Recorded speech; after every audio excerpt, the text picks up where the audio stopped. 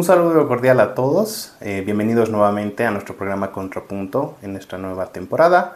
Vamos a iniciar con un programa que seguramente va a llamar la atención de varios de ustedes. Es un tema bastante interesante, importante dada la coyuntura actual. Quiero presentar, y me voy a tomar un poco la libertad de leer, a uno de nuestros docentes estrella de la universidad, que es José Adolfo Pantoja Vallivian, de profesión economista y abogado. Tiene una maestría en expertise económica en la Universidad de París y otros cursos de posgrado en lo que respecta al área económica. Docente de nuestras carreras de economía, ciencia política y comercio exterior. Y también un poco para que conozcan la historia de nuestro querido José, fue asistente de investigación en el Centro Económico de Investigación de Europa Central, en Polonia. Trabajó como investigador y analista en diferentes áreas y bueno, se sigue desempeñando en lo que es el Banco Central de Bolivia. ¿Okay? Y también tiene varios documentos publicados en revistas económicas, así que como pueden ver, tiene mucha expertise para hablarnos acerca de todo lo que es en temas macroeconómicos, financieros. Así que, querido José. Muchas gracias por la presentación, distinguido decano Abay. Aprovechar la oportunidad para saludar a toda la comunidad educativa de la Universidad Nuestra Señora de la Paz. Y bueno, como siempre, un honor estar aquí en este tipo de foros, en este caso en un podcast. Y bueno, aquí para tratar, ¿no?, un poquito de plasmar todo el conocimiento que puedo tener y iniciar esta conversación. Perfecto, en realidad nosotros felices de tenerte aquí porque te vamos a aprovechar bastante. El tema que vamos a hablar el día de hoy es acerca de finanzas internacionales, ¿no? Creo que nosotros como universidad tenemos la obligación de tratar de no solamente informar, sino enseñar a todos acerca ya de temas técnicos, ¿no? Porque podemos encontrar mucha información del tema en lo que son las redes sociales, pero qué mejor que tener un experto para realmente explicarnos acerca del tema. Vamos a empezar con la primera pregunta que hoy en día está en boga de todos, que es el tema del dólar como moneda de reserva global. Hay muchos que vaticinan que va a desaparecer el dólar, que los BRICS van a tomar la hegemonía mundial. ¿Qué hay de cierto en eso, no? O sea, ¿es cierto que viene una desdolarización en el mundo o es cuento chino? Bueno, creo que previamente para dar una introducción, ¿no?, de lo que son las finanzas internacionales, es bueno entender cómo funciona, ¿no?, el sistema financiero internacional.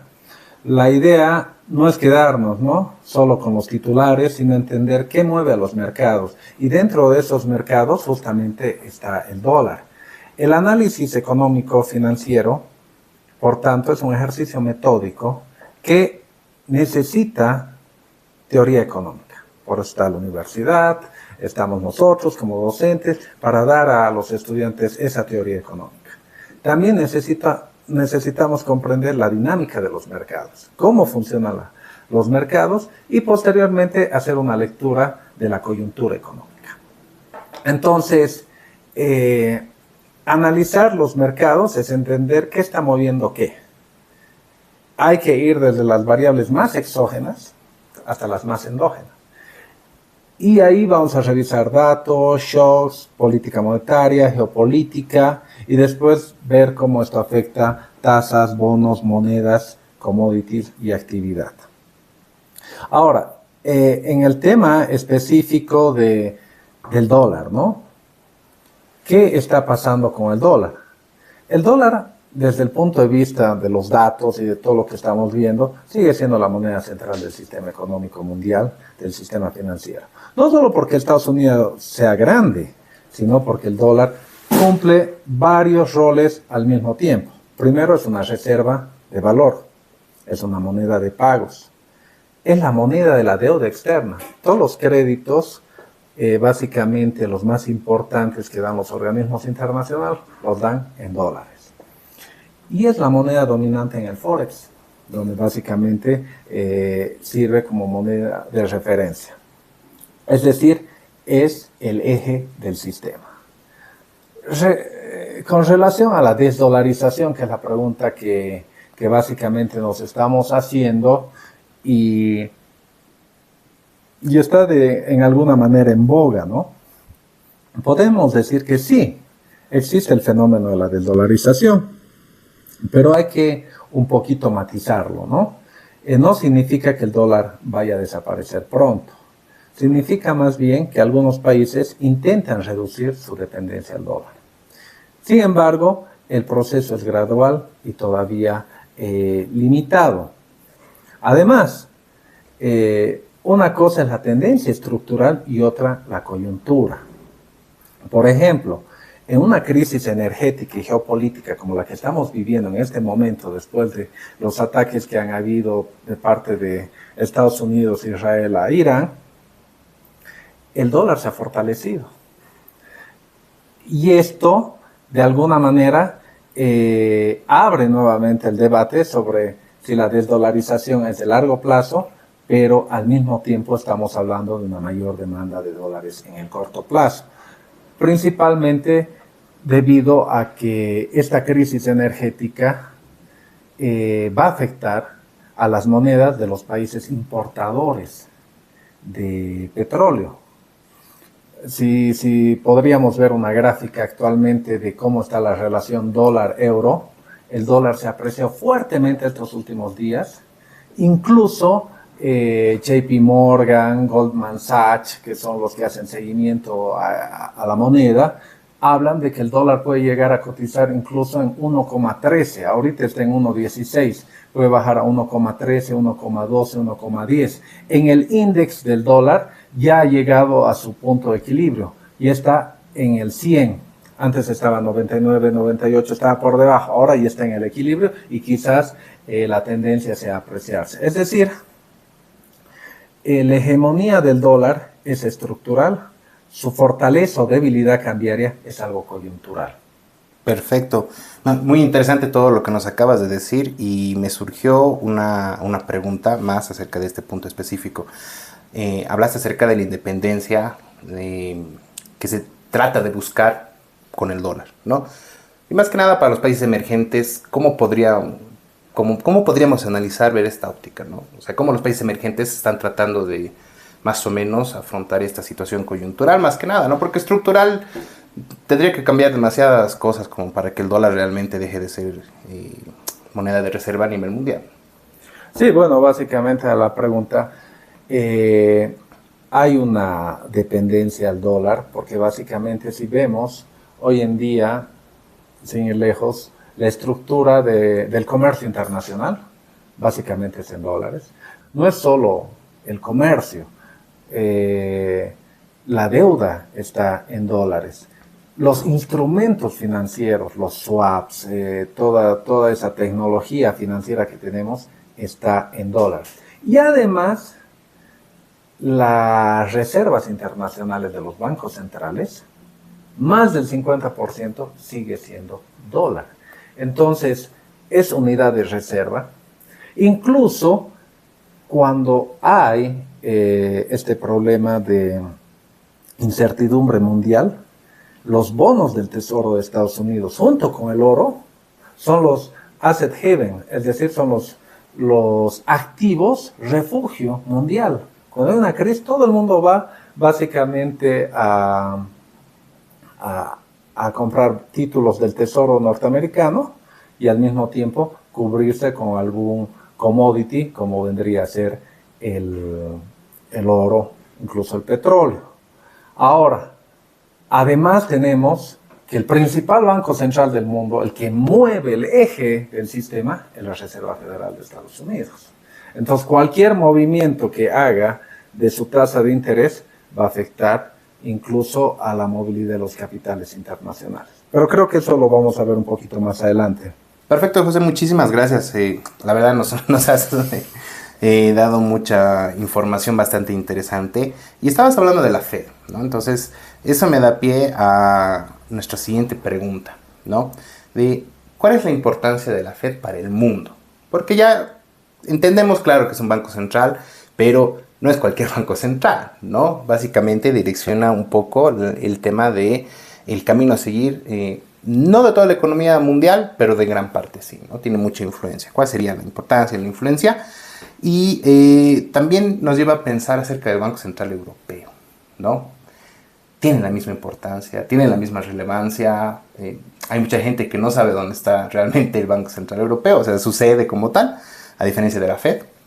Y no sé si tú agregarías alguna otra institución que pueda igual de alguna forma determinar el rumbo o tener alguna influencia en las finanzas internacionales. Muy buena pregunta, Abay. Básicamente, la Fed es clave porque fija la tasa de interés de la moneda más importante del mundo, que es el dólar. Ahora, ¿cómo leemos la importancia de la Fed? Generalmente, yo decía al inicio de que los mercados financieros se mueven a partir de Estados Unidos. Hay noticias económicas, de actividad económica, hay noticias de sentimiento, hay noticias de empleo, de inflación, y eso hace que el Banco Central de Estados Unidos, que es la Reserva Federal, considere si esos cambios en la actividad económica, en la actividad que tiene Estados Unidos, va a afectar la tasa de interés. Entonces ahí hay ciertas proyecciones, ciertas cosas que van cambiando en la decisión de lo que va a hacer la Reserva Federal de Estados Unidos, y el mercado hace lectura de lo que el FED está considerando y ya toma esas tasas o esos cambios.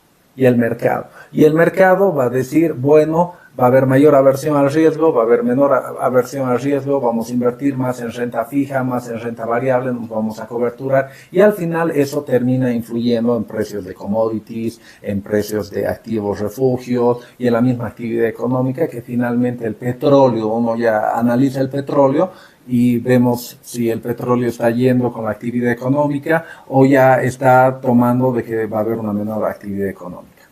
Entonces, una decisión de la Fed no se queda en Estados Unidos, se transmite al resto del sistema financiero de Estados Unidos y al mismo tiempo al resto del sistema financiero internacional. Por eso a veces dicen, Estados Unidos estornuda y el mundo se resfría.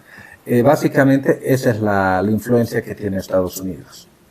En cuanto al Banco Central Europeo, no olvidemos que el Banco Central Europeo es ya de una zona euro de más o menos 20 países, y no tiene la profundidad que tiene la Fed, ¿no?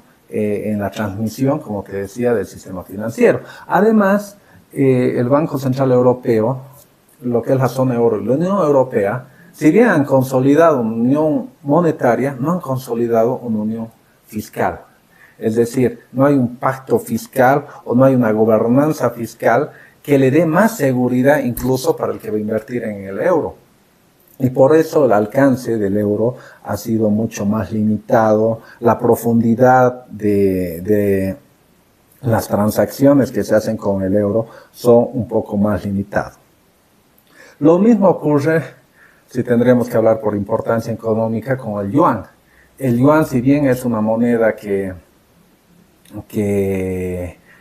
ha tomado relevancia en los últimos años, la moneda china, también adolece, ¿no?, de estos problemas. Primero, de que las cuentas fiscales, las cuentas monetarias de China no son muy claras, no son muy transparentes, no hay una gobernanza que pueda dar confianza a este sistema financiero mundial de irse con todo con el yuan. Todavía tiene limitaciones de orden político por la forma del gobierno chino, y porque también, ¿no?, adolece de esa profundidad financiera que tiene el dólar.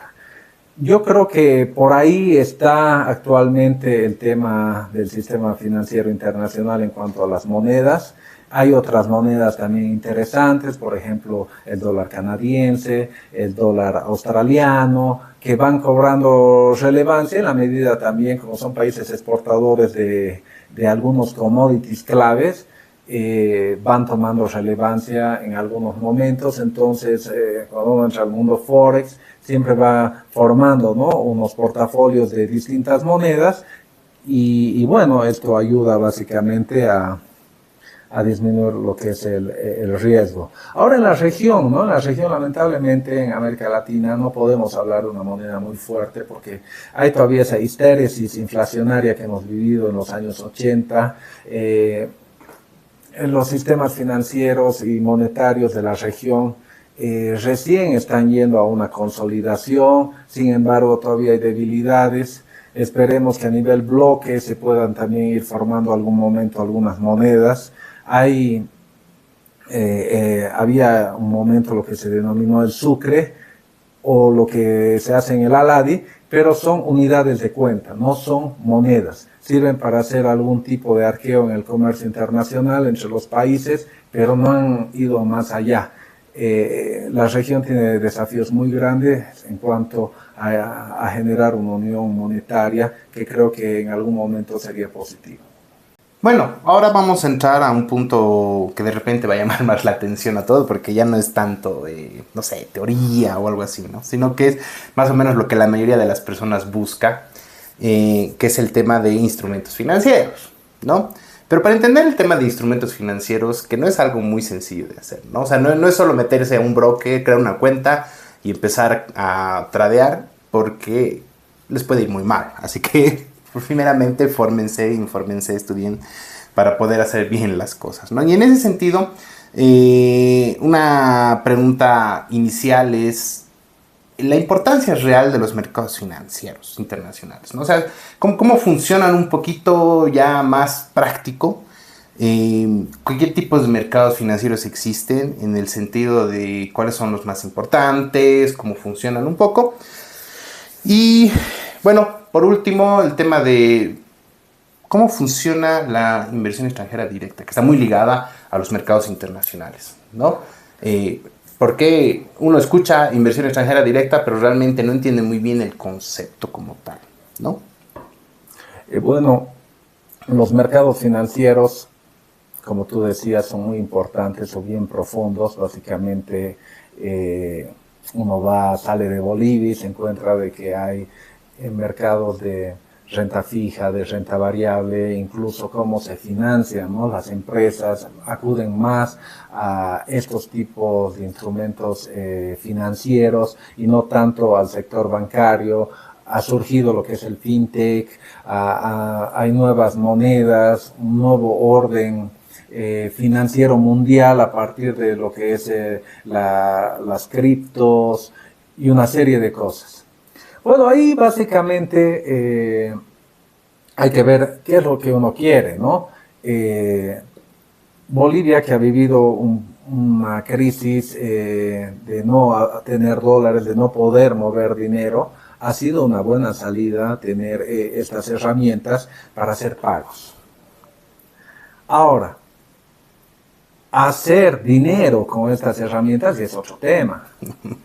Y bueno, y es un tema un poco más delicado, porque en última instancia, confiar en una criptomoneda o en una situación así, hay que ver quién respalda por atrás. El día de mañana, si hay algún problema y alguna controversia, quién va a salir a respaldar esa transacción. Ese es el punto, digamos, delicado y por tanto que cualquier persona tiene que tener cuidado.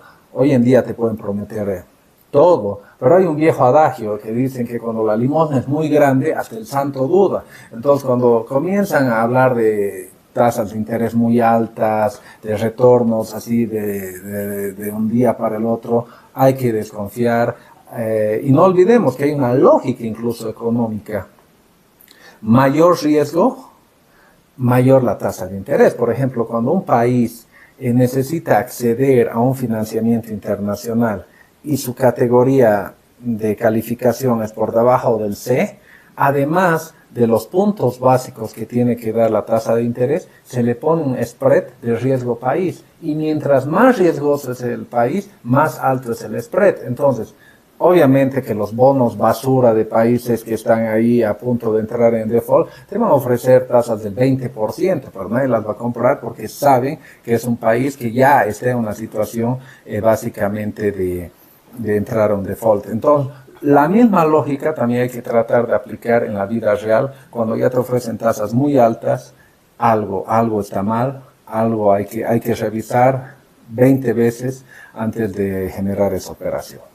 Y lo mismo ocurre ya a la pregunta que hacías respecto a la inversión extranjera directa y lo que es el hot money, ¿no? O sea, ese dinero caliente que entra a buscar rentabilidad desde muy corto plazo, conseguir la rentabilidad y apenas se mueve la tasa de otro país, irse y sale ese capital.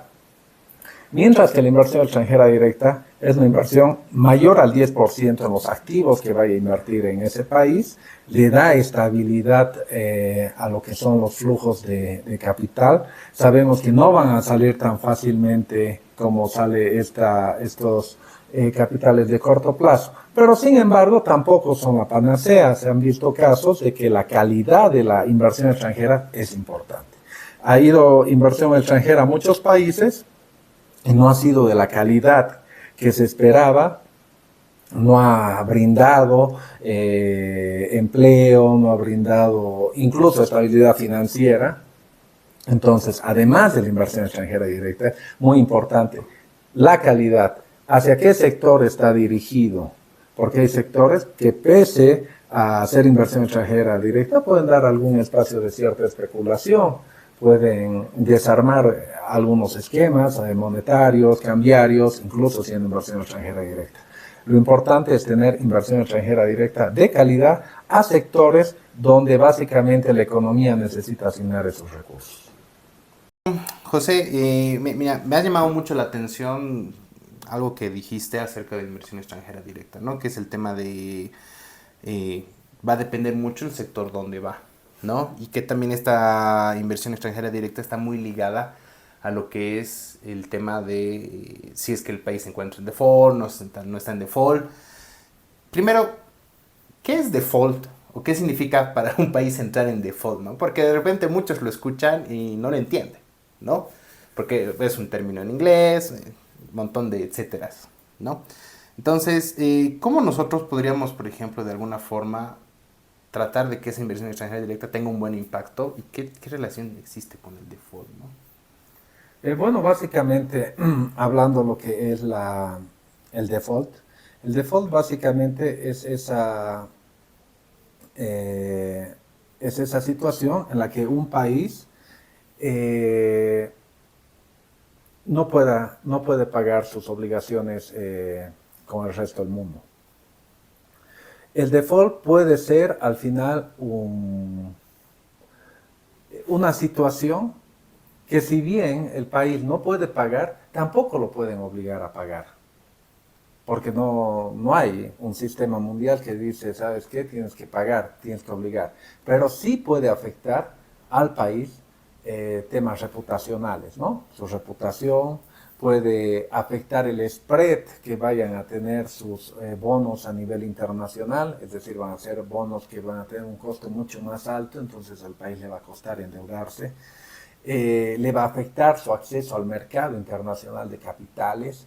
Básicamente todos los bancos le van a cerrar la puerta porque saben que ha defaulteado. Y bueno, también le va a afectar a nivel interno. No solo el impacto es a nivel internacional, también es a nivel interno. Por otro lado, si los bancos tienen deuda pública en cartera, el default deteriora sus balances. Entonces, muchas veces el costo más fuerte no viene solo del castigo externo, sino el daño interno sobre el crédito, la inversión y la estabilidad. Entonces, el default soberano no es solo un evento financiero, también es un shock macroeconómico y político.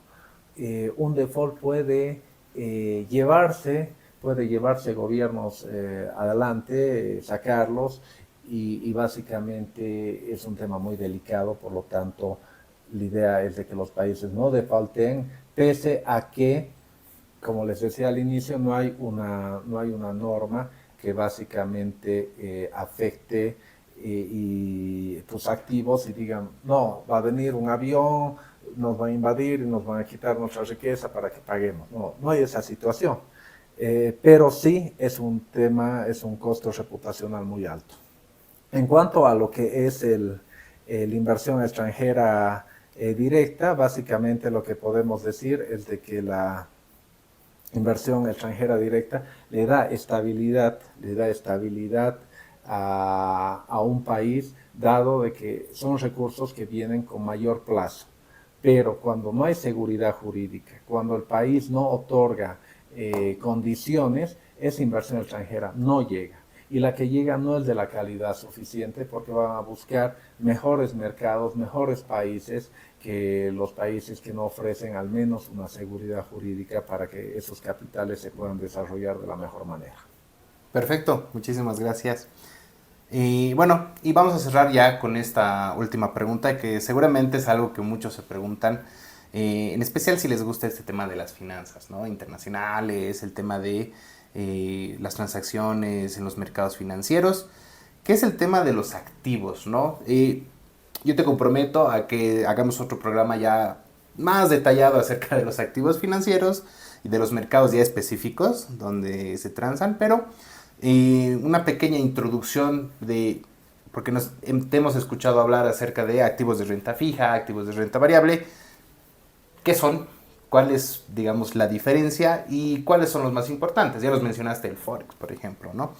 Pero hoy en día, ¿cuáles serían los más atractivos desde tu punto de vista para poder empezar ya en este mundo, ¿no? De repente, no sé, acciones, bonos, fondos indexados.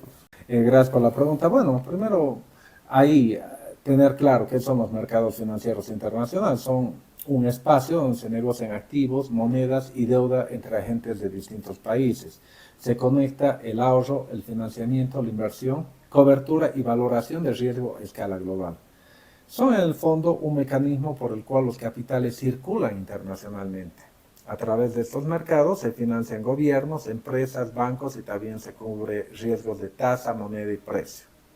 Entonces, los mercados financieros internacionales son la infraestructura a través de la cual se mueve el capital global.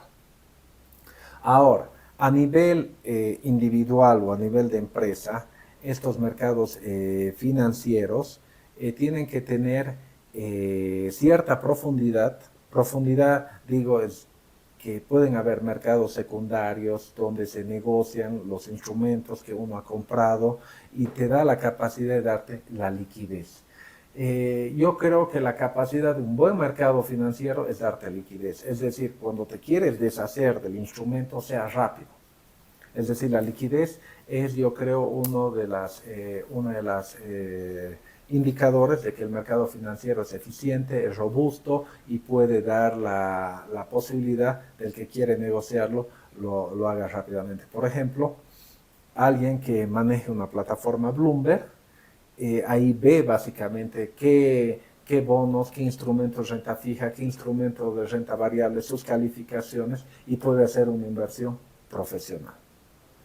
Ahora, eso tienen los bancos, tienen algunas empresas, pero el resto de la población no tiene esos instrumentos como para verificar, ver cuál es el emisor, quién los respalda, qué banco ha estructurado la emisión de esta renta fija o de esta renta variable, cómo ha ido evolucionando precios, rentabilidad. ¿Qué hacemos con la población? Porque la población básicamente, si bien hoy en día tenemos mucha información, pero tampoco tenemos información de calidad. ¿Cuánta información de calidad tenemos en nuestros celulares o en nuestros accesos a la información? Realmente de ahí hay que comenzar a valorar. Y en este mundo han habido muchas estafas. Uno lee las noticias y se da cuenta de que grandes compañías incluso han caído en este tipo de estafas.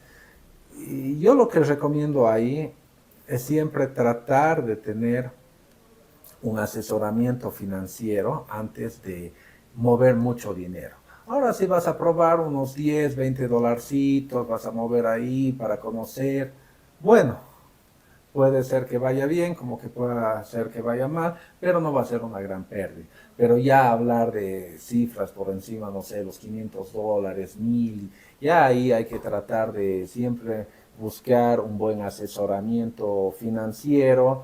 Los bancos bolivianos tienen unidades, ¿no?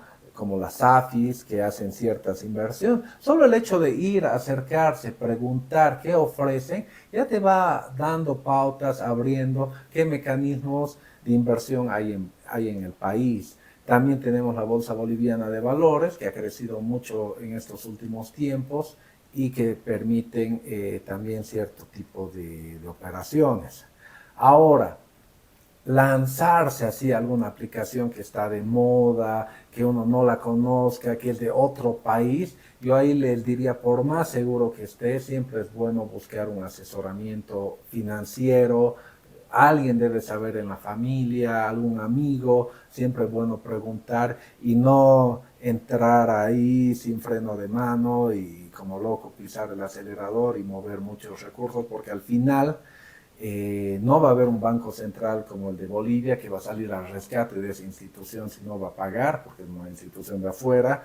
No hay el respaldo de otra institución, de un gobierno que pueda decir, bueno, señor tanto, nosotros vamos a defender sus ahorros, porque obviamente hay que defenderlos. En este caso sería muy arriesgado hacer ese tipo de operaciones. Perfecto, muchísimas gracias, José. Hemos tenido, si bien ha sido bastante corto este periodo que hemos hablado, la verdad ha sido muy enriquecedor. Seguramente han quedado muchas preguntas todavía en el tintero, así que vamos a hacer más programas para dar más explicaciones acerca del tema. Agradecerte y bueno, esperarte ya para una próxima oportunidad. Muchas gracias, Abay, muchas gracias nuevamente a la universidad por promover este tipo de espacios, que bueno, aquí nuestro señor decano está liderando este tipo de actividades. Agradecerte y alentarte a que sigas con este tipo de actividades que le hacen muy bien a la comunidad educativa, principalmente nuestra universidad, Nuestra Señora de la Paz. Perfecto, muchas gracias, un saludo a todos y no se olviden seguir nuestras redes sociales.